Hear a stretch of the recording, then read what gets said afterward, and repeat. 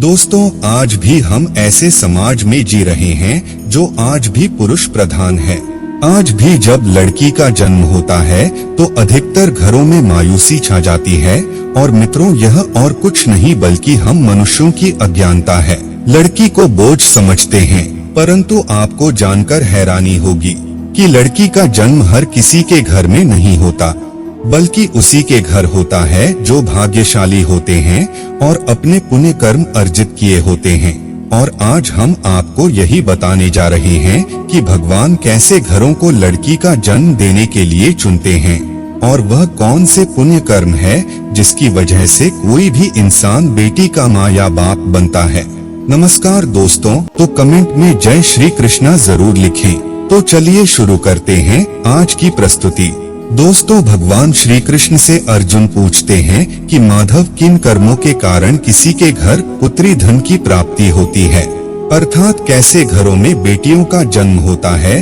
तब श्री कृष्ण अर्जुन से कहते हैं, हे पार्थ, अगर किसी के घर बैठे ही भाग्य अच्छे होते हैं तो बिटिया सौभाग्य से, और जो भी स्त्री या पुरुष अपने पूर्व जन्म में पुण्य कार्य अर्जित किए होते हैं उन्हें ही एक बेटी के माता पिता होने का सौभाग्य प्राप्त होता है। बेटियों को जन्म के लिए उन्हीं घरों को चुना जाता है जो बेटियों का भार सहन कर सके, क्योंकि तीनों लोगों में स्त्री अर्थात बेटियां ही ऐसी होती है जिसका भार हर कोई सहन नहीं कर सकता। वह बेटियां ही होती है जो इस सृष्टि को निरंतर चलाती है, माँ होने के लिए अपना सर्वस्व निछावर कर देती है। हे अर्जुन, पर जिस दिन इस सृष्टि में बेटियों का जन्म लेना रुक जाएगा, उस दिन धीरे धीरे इस सृष्टि का अंत हो जाएगा।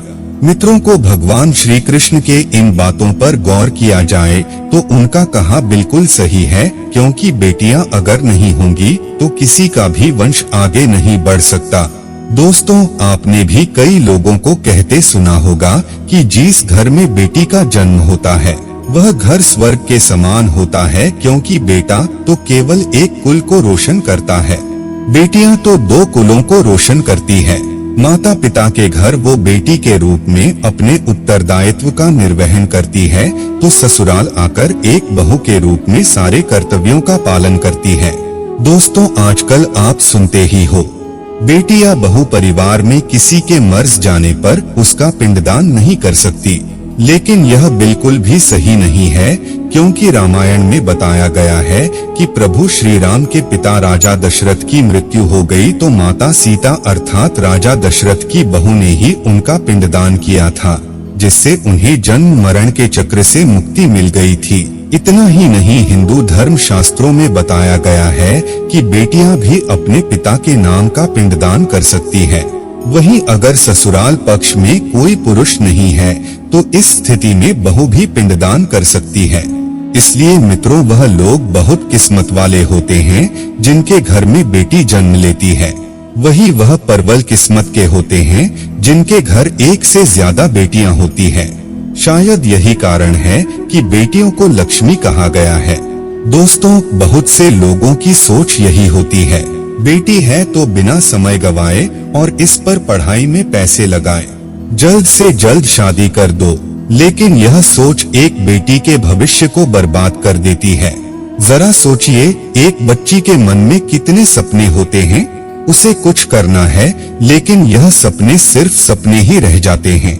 इसलिए अपनी बेटियों को सपने पूरे करने देना चाहिए, उन्हें जीवन में हर वह खुशी दे जो उन्हें मिलनी चाहिए। एक बेटे से ज्यादा एक बेटी हमेशा अपने माता पिता के लिए सोचती है। माता पिता को प्यार और अपनापन बेटी ही दिखा सकती है। बेटी के जन्म को एक जश्न की तरह मनाना चाहिए। माता पिता को बेटी को हमेशा एहसास दिलाना चाहिए कितनी खास ये बेटी है। मित्रों, बेटी कभी भी बाप पर बोझ नहीं होती, वह सिर्फ अपनी और अपने परिवार की किस्मत बनाने के लिए जन्म लेती है। एक कथा के अनुसार दो मित्र लंबे समय के बाद एक दूसरे से मिले। एक दोस्त ने दूसरे से उसका हाल पूछा तो जवाब में उसने कहा कि मेरे हाल तो एकदम बढ़िया हैं और हो भी क्यों ना मेरे दो बेटे जो है। तभी वह अपने दोस्त से पूछता कि तेरे घर में कितने बच्चे हैं। दोस्त खुशी के साथ बताता है कि मेरे घर में दो बेटियां हैं। उसका दोस्त भगवान का शुक्रिया अदा करता हुआ कहता है कि मैं धन्य हूँ, मेरे घर बेटियां नहीं। यह सुनकर पिता की आंखों में आंसू आ गए। तभी उसकी बेटी पिता के मित्र से कहती है कि अंकल, भगवान हमेशा भाग्यवान को ही बेटी देते हैं, कभी गरीब को बेटी के रूप में माता लक्ष्मी नहीं देते। भगवान उसी को पुत्री का सुख देते हैं जिसके अंदर पालने की सामर्थ्यता होती है, जो गरीब होकर भी अपनी बेटी को पाल सकता है। एक बार स्वामी विवेकानंद वैष्णो देवी की सीढ़ियां चढ़ रहे थे। बगल से किसान अपनी बेटी को कंधे पर बिठाई चढ़ाई चढ़ रहा था। तभी स्वामी विवेकानंद ने कहा कि बाबा, आपकी बेटी का बोझा आपको लग रहा होगा, इसको मैं उठा लेता हूँ और माता वैष्णो के दरबार तक ले चलता हूँ।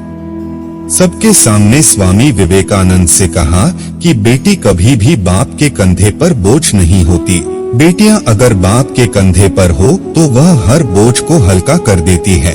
मित्रों, बेटियां कभी भी धन की भूख ही नहीं होती, जो सिर्फ मांग और सम्मान की भूखी होती है।